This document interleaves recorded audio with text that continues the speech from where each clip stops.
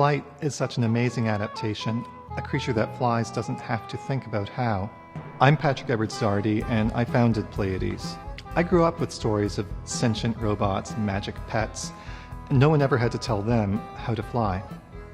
We've been taught to think of robots as tools, each one designed for one specific chore. What if, instead, we design a robot as an extension of ourselves, versatile, open to possibilities, experiential? Spiri comes with the basics of flight built in. It's programmable.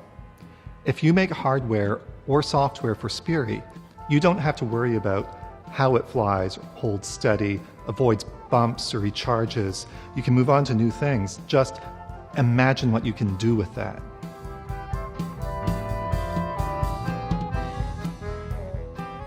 We wanted Spiri to run your applications, but also keep its flight reflexes alert at all times.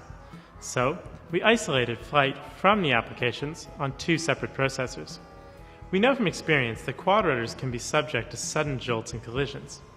So, we designed Spiri to be light and exceptionally strong. A carbon fiber ribbon protects the rotors, and the body is reinforced at points of impact.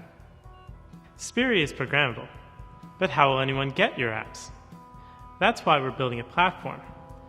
It'll work like an app store on your phone.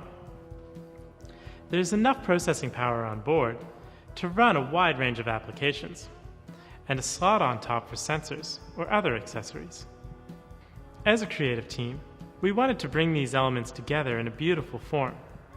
That was an important part of bringing Spiri to life.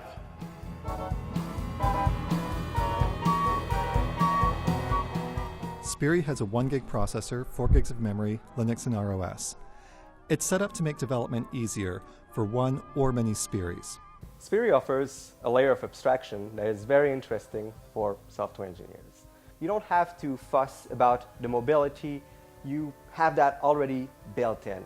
Just go right ahead and go and solve actual problems.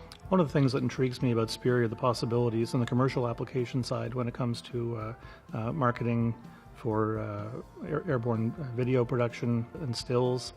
Additionally, when it comes time to actually inspect buildings, to be able to have a unit pre-programmed to automatically go and inspect certain key features is going to be of tremendous benefit to property managers and builders.